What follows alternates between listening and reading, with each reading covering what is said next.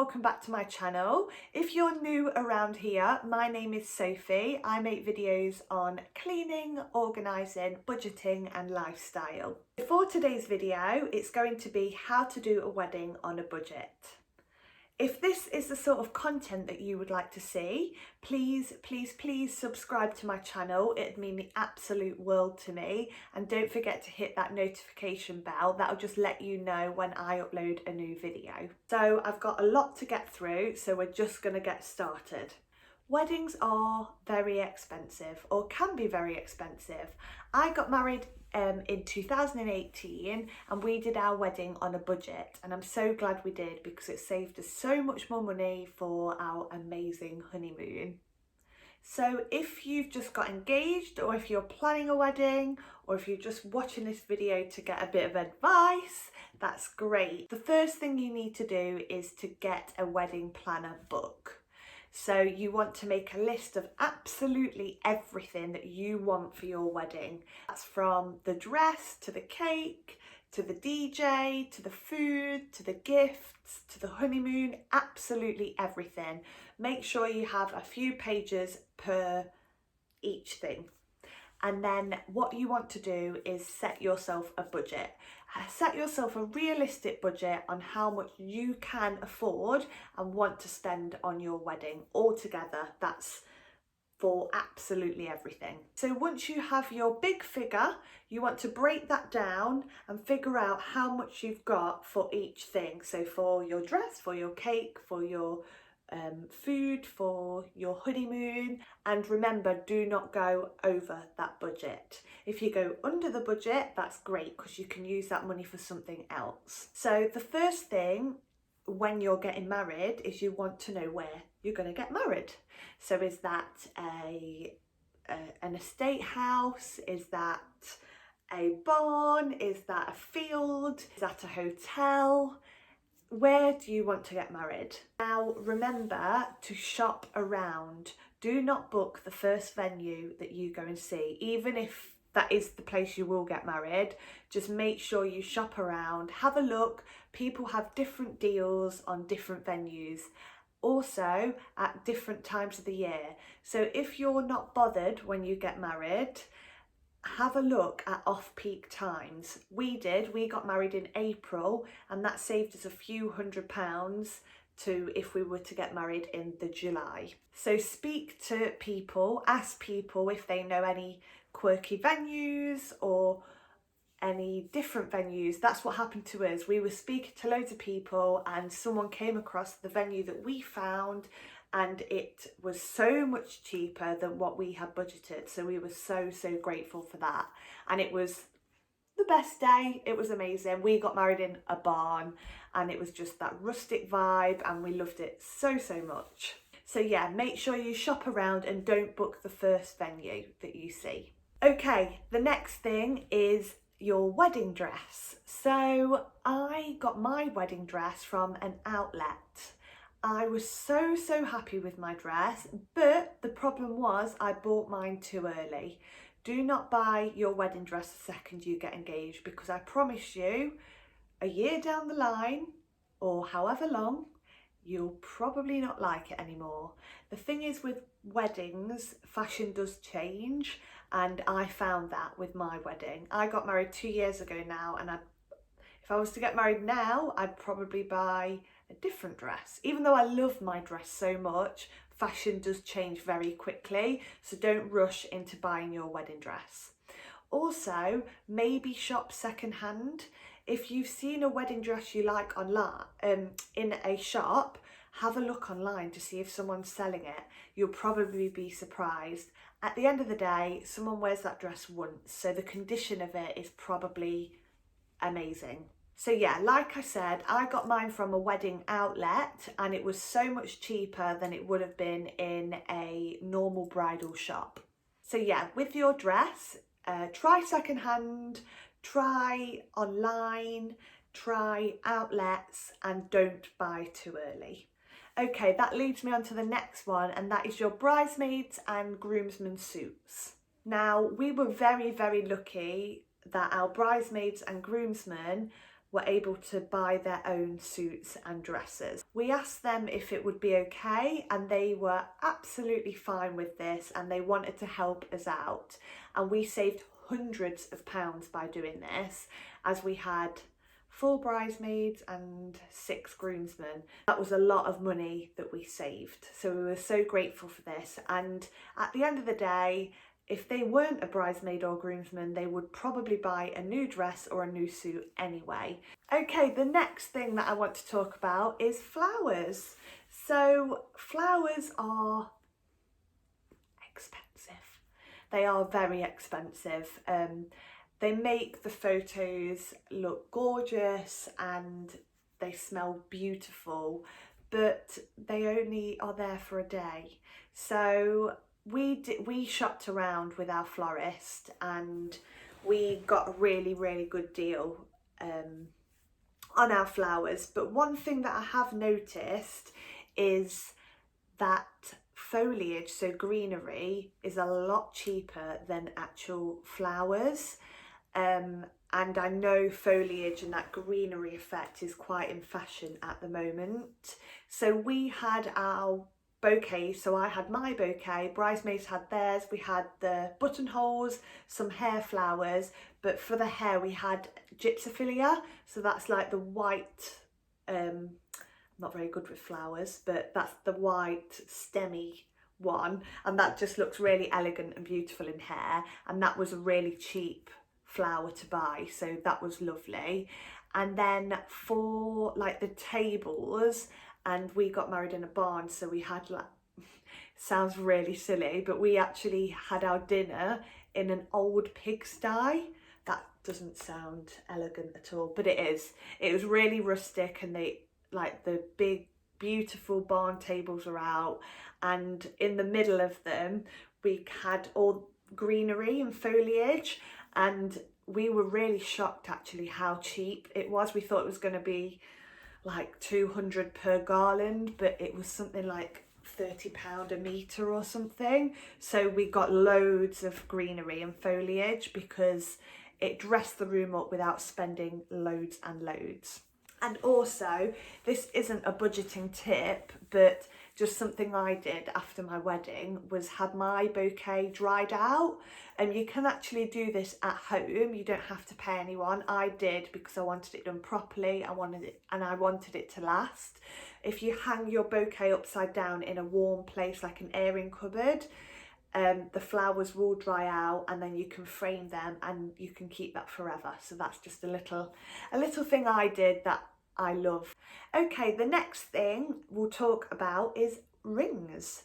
So for our wedding rings, I love this story. Me and my husband actually made our own rings. Now, this was just such a special experience that I'll remember forever. I'm not bougie when it comes to jewellery. I'm quite happy with a plain silver band, and that's what I made and that's what I got. You can't really see it, but it's just here, this little band here. So me and Liam made our own rings.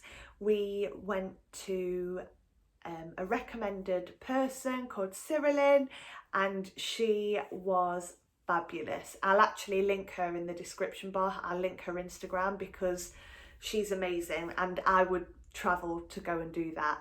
We actually paid a couple of £100 to do this. We saved so much money on wedding rings, and the experience was just amazing. And it's not like buying you rings from a jewellers in town. It was just such a nice experience. Now remember that forever. We have got loads of photos from the day as well. So yeah, I'd recommend making your own wedding rings because you will save a lot of money as well. Okay, let's talk about food. So food is very expensive at venues. We actually paid per head for ours, but there was certain ways to cut back and save those few extra pounds. One of those things was to have our dinner as a buffet rather than having it served to us. It was actually £2 per head, cheaper to have it as a buffet rather than have it served to us. And we had 100 people at our wedding, so we saved £200 just by doing that. And honestly, people don't mind doing that. It gets them up, gets them chatting, and they can go up as many times as they like as well. So we save money. So speak to your venue, see if that's something they offer. We save money on that. What else did we save money on? Oh, in the evening, we actually had a hog roast. So we could have had like, not a sit down meal, but like, what did they offer? They offered another buffet, and this was something like £12 per head.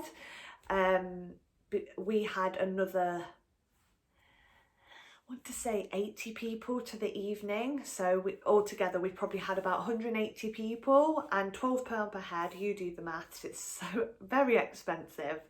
But we opted for the hog roast, and that was something like £5–6 a head.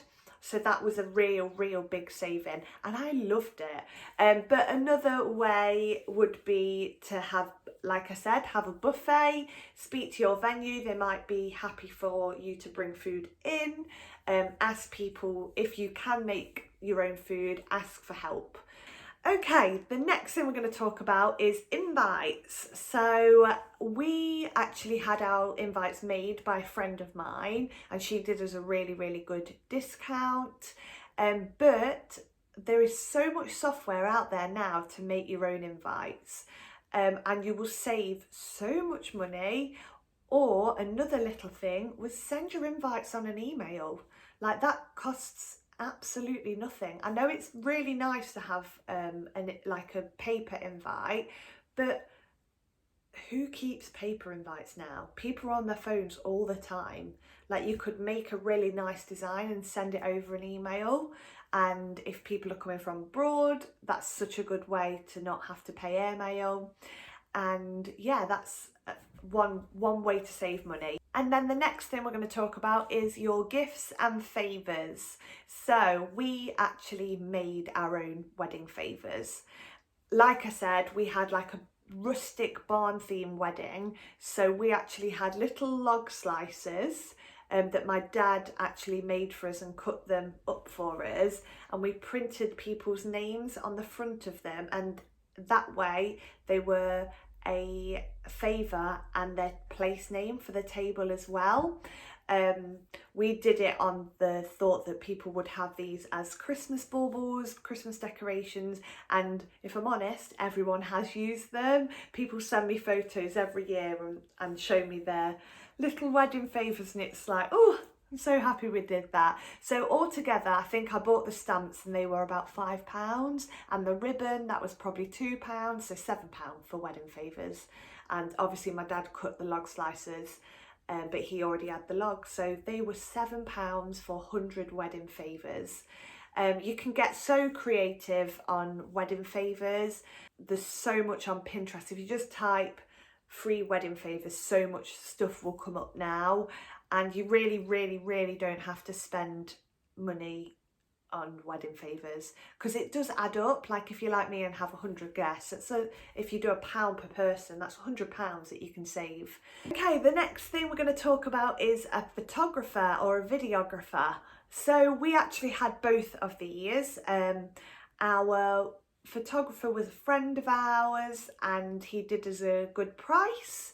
And the videographer, that was the photographer's friend, and he also did us a really good price too. We didn't pay a ridiculous amount for these. One thing I would recommend though, this is just my opinion, is have a videographer. You won't regret it. It's honestly the best decision I made, and watching my wedding video back now is just amazing. Your wedding goes like that, and your head is in a fuzzy place all day, like with happiness, but the things that you forget, you will forget things, and having that videographer just captured every single moment, and I'm so pleased. And still to this day, I know it's only 2 years ago, but I've watched that video probably about 50 times, not gonna lie. But we have decided to put it away and just watch it on our anniversary now. And it's just a lovely way to celebrate your anniversary as well, and you can relive that wedding day. So yeah, I'd really recommend the videographer. But on that note, if you can't afford it, that's fine. Speak to your friends and family, and if you can't afford a photographer or videographer, you will get those moments on photos, I promise you. Some of the best photos we had were took by our friends. Yeah, if you speak to them and warn them that you want them to take a few photos throughout the day, they honestly won't mind. They'll be doing it anyway. And yeah, I would recommend that if you want to save some money down that route.